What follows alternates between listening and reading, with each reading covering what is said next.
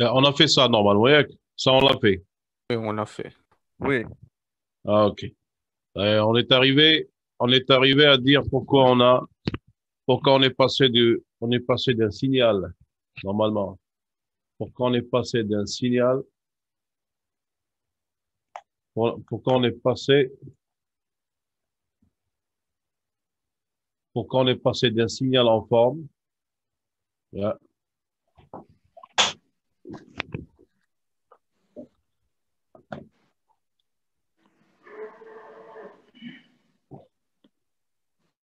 d'un signal en forme, voilà. U est égal à, normalement, U, sinus, ou la cosinus, oméga T.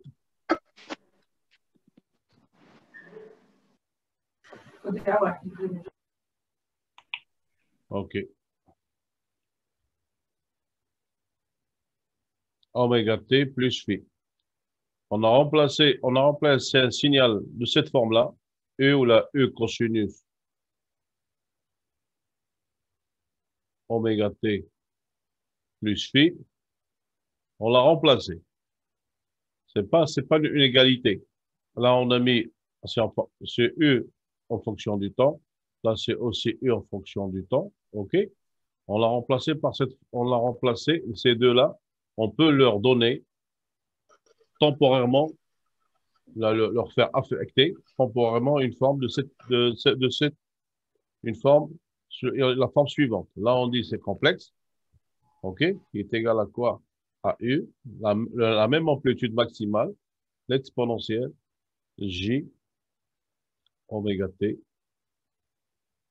plus phi. Ou autrement dit, l'amplitude complexe, l'exponentielle J oméga T. Pourquoi?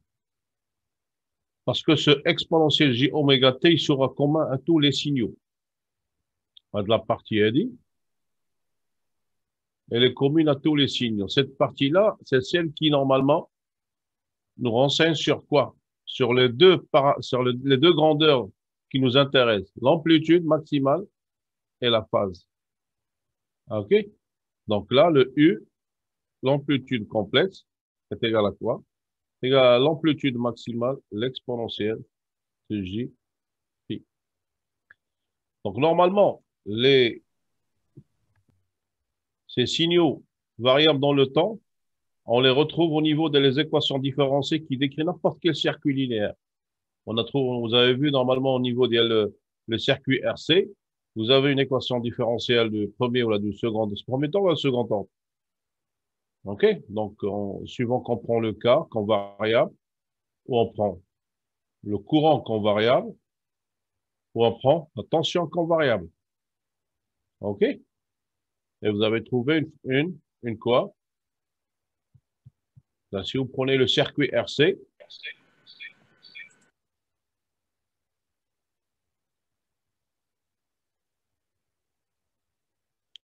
vous avez quoi? Vous avez cette tension E de T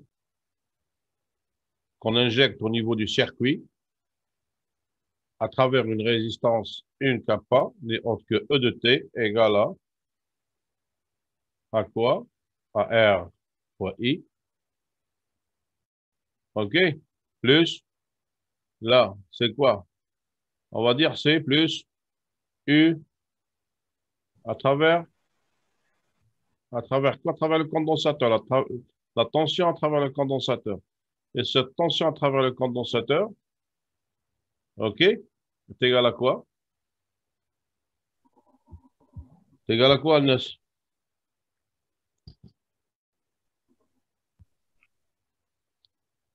La tension au bord du condensateur, si on veut la voir en fonction du courant, c'est quoi?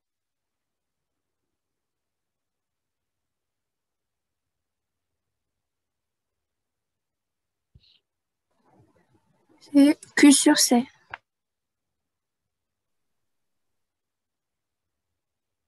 Q sur,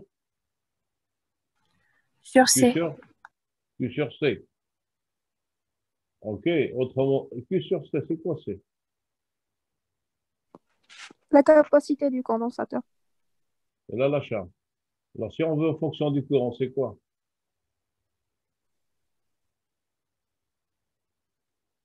I est égal à quoi? Q. D de Q sur D de T. Q sur D. Alors, c'est quoi? L'intégrale de I dt. Et si on veut écrire I en fonction de U, c'est quoi? I est égal à quoi? C'est égal à D de UC sur dt fois quoi? Fois la kappa. Donc ici, si on veut écrire ça, ça va être est égal à quoi? Ben, si on veut écrire cette équation qui nous sort de la loi d'Ohm, la loi de May, OK? En fonction de la tension, c'est R, c'est D de UC sur dt plus UC. OK? Si on veut aussi l'écrire en fonction de quoi? En fonction du courant, c'est égal à quoi? C'est égal à RI plus 1 sur C, l'intégrale de I dt. Si on veut l'écrire en fonction de Q, c'est égal à R d de Q sur dt plus quoi? Plus Q Q sur T. sur C. OK?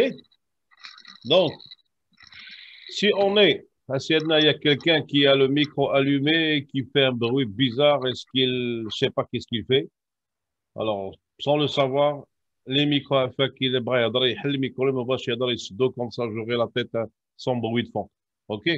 Donc là, donc ça veut dire quoi? Imaginez si on avait ces formes-là, parce que U, elle s'écrit de cette forme-là, I aussi s'écrira de cette forme-là, cosinus ou la sinus, oméga T plus le phi I, différent de celui du haut.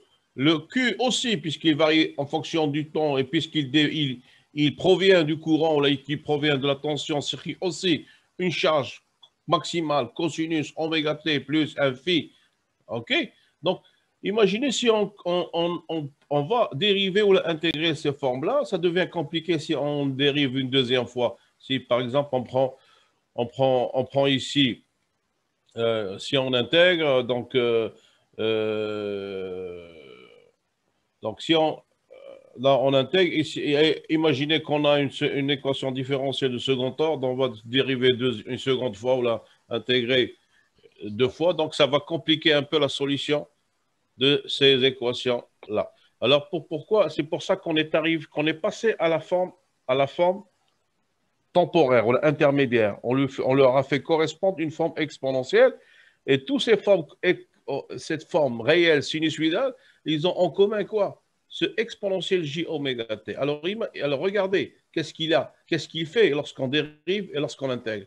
Donc, lorsqu'on a une forme, lorsqu'on a fait correspondre à la tension, pardon, à la tension, puisqu'elle est variable, elle doit être en minimum, tension U de T, on lui fait correspondre une tension U de T complexe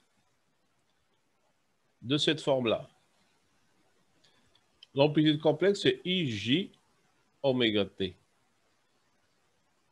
Là, on a déjà fait ça avec vous et là, je refais ça deux fois parce qu'il y a un groupe où j'ai terminé cette partie-là avec lui. Mais j'espère que il n'y a pas tout le monde ici, hein. Il n'y a que 86. Hein. Mettez votre présence à un groupe. OK? Mettez la présence. Donc là, si on dérive par rapport au temps, cette forme complexe, on va dériver directement par rapport au temps, directement cette fonction exponentielle j oméga t. Pourquoi? Parce que l'amplitude complexe est indépendante du temps. Alors, si on intègre U de t, n'importe quelle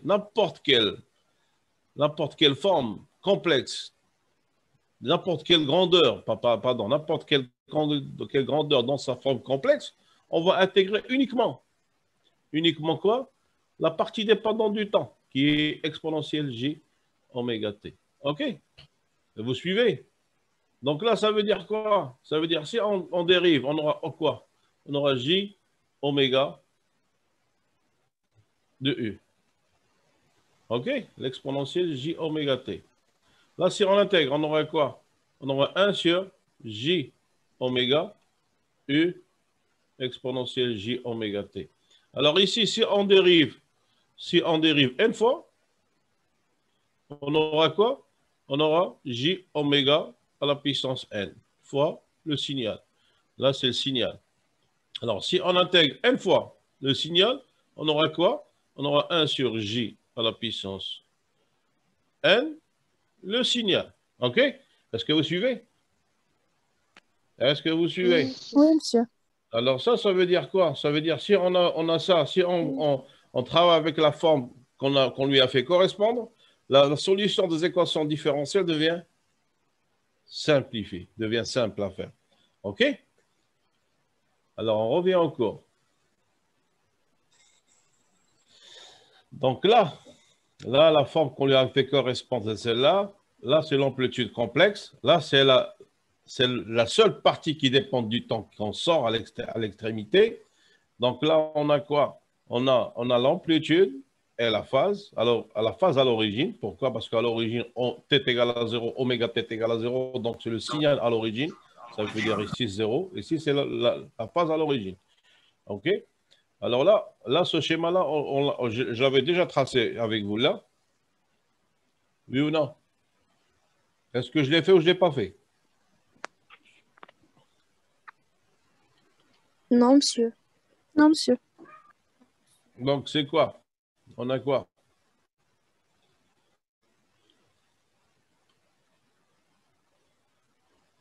Ben,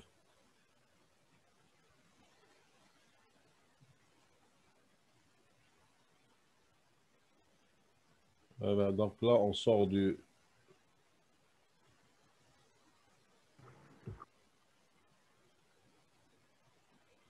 Ben là, on a quoi? On a E à 0. Pourquoi E à 0? Parce que on est à la phase à l'origine. Et là, c'est quoi le signal? Le signal, c'est quoi? C'est E0, l'amplitude maximale exponentielle J fois phi. Pourquoi? Parce que le t est égal à 0. Donc là, si on a un t donné, là, on aura quoi? On aura oméga t1 plus phi. Et là, on aura E complexe ici. Pardon, c'est complexe. De T1. Là, on aura quoi? On aura E. Si c'est T2, on aura E de quoi? De T2, pardon. Ça bloque. OK? Alors, si on est là, ici c'est T3, on aura E de T3. OK? Et là, c'est quoi là? Là, c'est pas T3, c'est oméga T 3 plus phi. Là, c'est oméga T2, plus phi. OK? Est-ce que vous avez saisi? Oui, monsieur. Alors ici, si je projette ça là-dedans.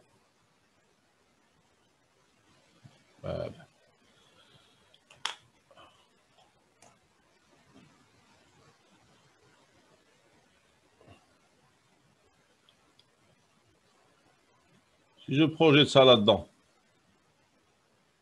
Et là. Pardon. Hop là. On aura quoi ici? Ça, c'est B. Et ça, c'est A. On aura A est égal à quoi? Est égal à E0 cosinus oméga T1 plus phi. Et là, le B, c'est quoi le B? C'est quoi le B? E0 sinus. Oméga T1 plus phi. Oméga T1 plus phi. Alors, imaginez qu'on prend un cas particulier, enfin, un cas précis. On prend oméga T1 et plus phi est égal à 120. Et oméga T1 plus phi est égal à 80. Alors, sortez-moi ici le A1. Sortez-moi ici le A1 et le B1. Et ici, le A2 et le B2. Alors, faites-le rapidement. Voilà. C'est quoi le A1? Le A1 est égal à quoi? C'est égal à? E0 cos On 200. prendra E0. E0 est égal à 1. OK. On prendra E0 est égal à 1 volt. Alors, c'est quoi le A1? C'est cosinus 120 degrés. C'est quoi le B1? C'est sinus 120 degrés. C'est égal à quoi? Moins 1,2. Moins 0,5. C'est égal à quoi dans l'autre? Sinus 20? Sinus. C'est 0,86. 0,86. Alors, on a ça positif et ça négatif. Donc, la phase est égale à quoi? Est égale à pi. Yak. Pi. Pi moins tangente, pardon. Tangente moins 1 de B sur A. Yak, ou le plus tangente moins 1 B sur A. Dis la définition les connects. La définition les كانت في الكور là, puisque A est négatif et B est positif. Oui ou non? Oui. Oui, monsieur.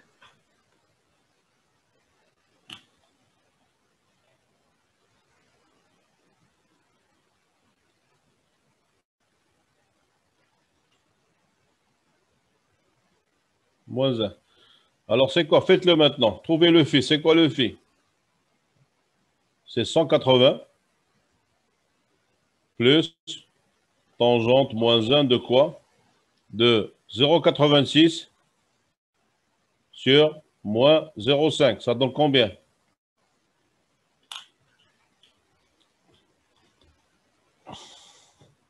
Ça donne combien?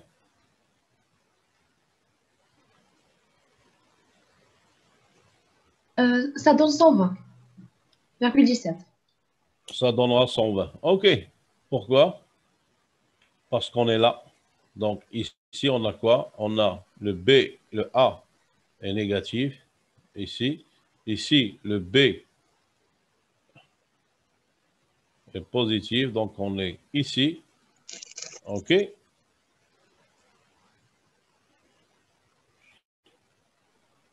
Monsieur, là. en fait, j'ai jamais nettement 180. Là, parce que ça, pi, c'est 180 là. Ah, ça fait ça. OK?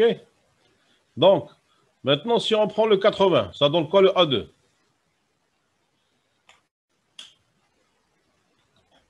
Ça donne quoi le A2 si on prend 180? 0,17. Donc, le A2, c'est 0,17 et le B2? C'est 0,98. Donc, le A2, c'est 0,17.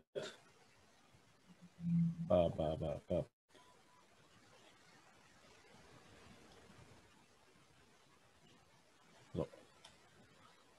OK.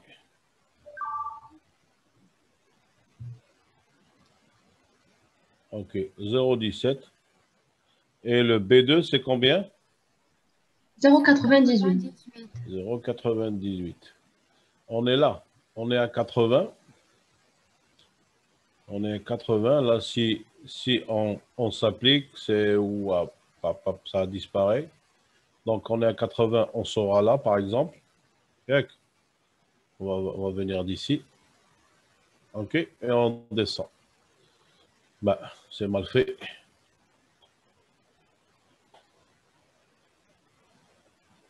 Bah, si je prends une droite, je prends la droite d'ici et je la descends vers le centre. OK. OK. OK. Donc là, on est à 80 par exemple. Là, si on veut, là, on dit voilà, ici c'est 80 degrés. Alors, si on met 80 degrés, on sait que le A est petit, OK, et le B est grand. Enfin, est grand, pareil, il est proche de 1, OK. Vous avez vu ça? Il est proche de 1. Et le A est proche de 0, on est dedans. OK? On est dedans, donc on n'est pas loin. C'est vrai, on peut dire que c'est la solution correcte. Alors, là, c'est quoi maintenant le θ? Le phi, c'est quoi? C'est tangente moins 1 de quoi? De B sur A. Et si vous mettez tangente moins 1 de B sur A, vous allez trouver automatiquement 80 degrés. OK? On continue le cours.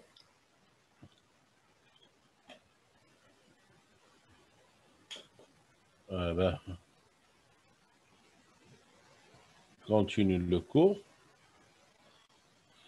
Alors, on est là. Donc, un grand nombre de notations complexes et le grand intérêt de la notation complexe est de simplifier notablement les dérivés et les intégrations des grandeurs physiques. OK? Puisque ces grandeurs, ces notations complexes, il sort, ils mettent en commun, il sort à l'extérieur la partie dépendante du temps, qui n'est autre que l'exponentielle j oméga t. OK? Donc là, donc maintenant, je vous ai montré ça, que lorsqu'on dérive une forme complexe, on multiplie cette forme complexe par j oméga. Et si on dérive n fois, on multipliera cette forme complexe par j oméga à la puissance n. La même chose, donc là, c'est dérivé deux fois, donc c'est j oméga à la puissance 2, c'est moins oméga carré par la forme complexe. Là, si on intègre une forme complexe, on multiplie cette forme complexe par 1 sur j oméga. Donc, si on intègre n fois, on multipliera cette forme complexe par 1 sur j oméga à la puissance n. Est-ce que vous avez saisi? Est-ce que vous avez saisi NS? Vous avez tous fait OK, signé votre présence, Oui, monsieur. parce qu'il y a Oui, 80, il y a 80, il y a 96 signatures et il y a 96 présents. OK? Et soyez sûrs et certains, ceux qui sont présents, qui étaient là, qui s'intéressent, je discuterai avec eux c'est n'importe quel problème qu'ils rencontrent après le CC. Mais ceux qui sont jamais là, s'ils viennent me parler de n'importe quelle question, de n'importe quel problème au niveau après le CC, je vais les ignorer. OK? Directement, ignorer. OK? S'ils n'ont pas de justification de leur absence. Donc, pour qu'on soit réglo. Donc là, on va faire ça pour la forme. On va faire ça pour la forme, pour une forme sinusoïdale. Donc, lorsqu'on prend la forme sinusoïdale, la tension est égale à E0J, la tension est égale à E0 cosinus oméga t. Alors, on va le faire sur le papier. On a pris quoi?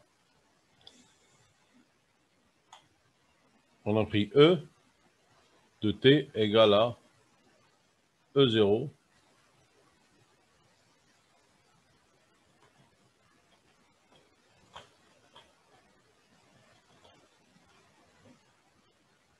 E0 cosinus la sinus.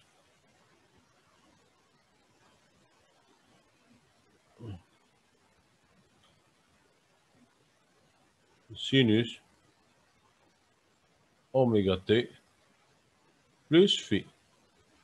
Alors,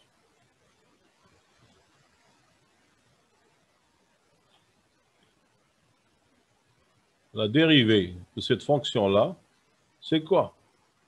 C'est E0. C'est bloqué. E0. La dérivée par rapport au temps de quoi? De sinus oméga t plus phi. Alors, c'est quoi la dérivée de sinus? Alors là, on a fait quoi? on va dériver non pas la forme réelle, mais la forme complexe, Anas. OK?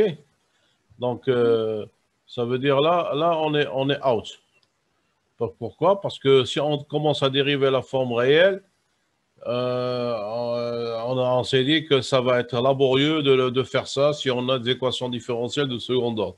Alors, on est passé on leur a fait correspondre une forme complexe.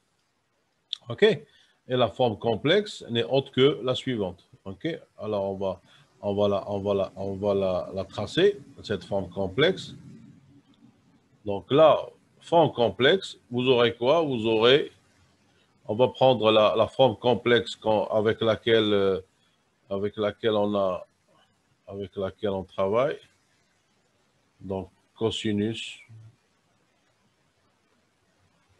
E0 cosinus oméga t plus J sinus oméga t plus phi. Pourquoi? Parce que ça, c'est quoi? Ça, c'est E0. Il y a quelque chose là qui... E0 exponentielle J oméga t plus phi. Ça, c'est la forme complexe qu'on a fait correspondre à E de t. OK? OK? Et c'est celle-là qu'on va dériver.